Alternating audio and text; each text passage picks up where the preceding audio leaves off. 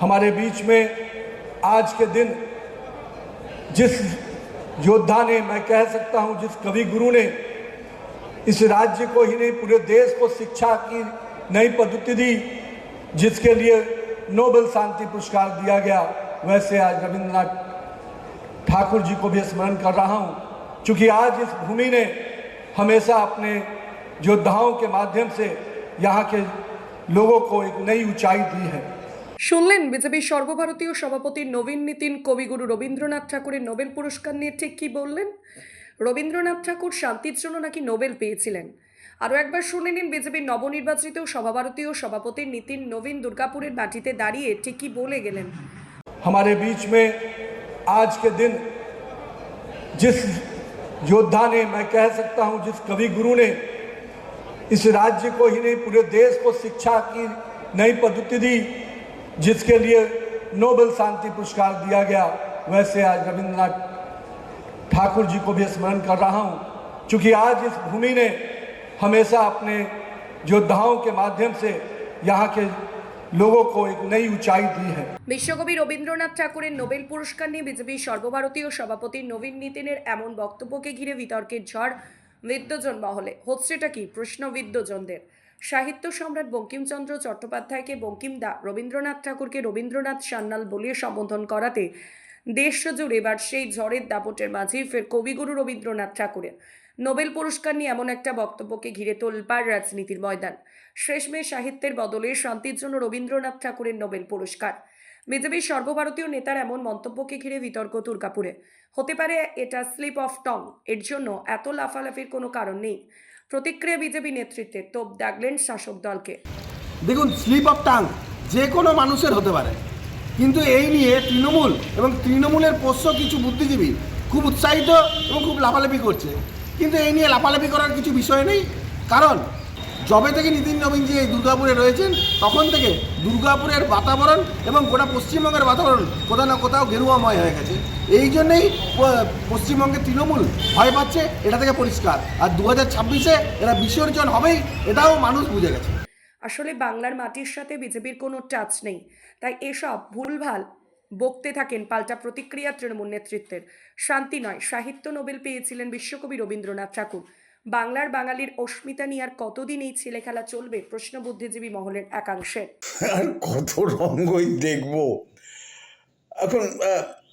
রাজনৈতিক নেতাদের, বিশেষ করে সর্বভারতীয় যারা বিভিন্ন দলের নেতা, তাদের পুরো দেশ ঘুরে বেড়াতে হয়, এক এক রাজ্যে নানা রকম, এবং তারা চেষ্টা করেন বক্তৃতার মধ্যে সেই রাজ্যের মানুষদের সম্বন্ধে কিছু কথাবার্তা, তাদের আবেগ নিয়ে কিছু কথাবার্তা বলার চেষ্টা করেন, এবং তার জন্য তার প্রস্তুতি দরকার।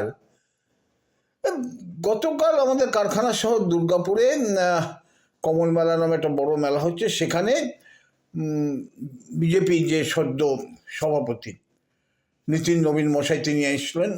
বক্তৃতা সেটা বলতে বলতে তিনি বলে দিলেন যে রবীন্দ্রনাথ নোবেল পেয়েছেন, শান্তিতে নোবেল পেয়েছেন।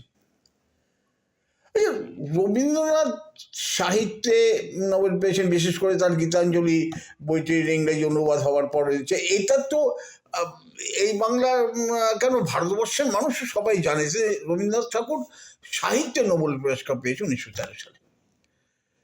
একদম সর্বভারতীয় একটা এত বড় রাজনৈতিক দল, তার কোনো প্রস্তুতি থাকবে না, এসে বলে দিলেন যে রবীন্দ্রনাথ ঠাকুর শান্তিতে নোবেল পুরস্কার পেয়েছেন।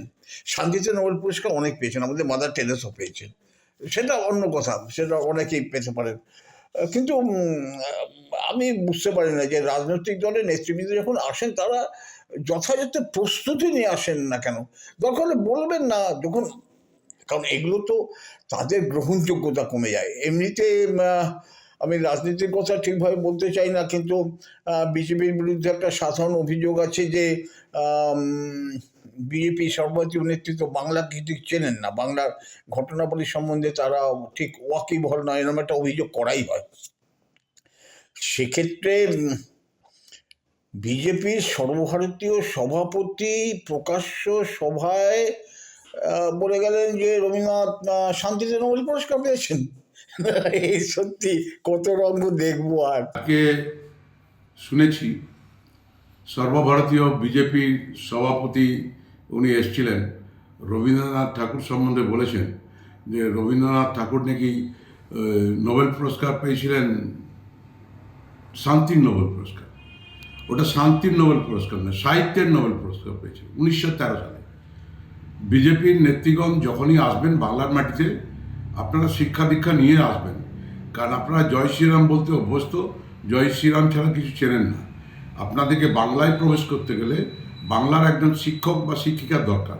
সেই শিক্ষিকার নাম বাংলার মা মমতা বন্দ্যোপাধ্যায়ের কাছে শিক্ষা অর্জন করে তারপরে বক্তব্য রাখবেন। দয়া করে ভুলভাল বক্তব্য রাখবেন না।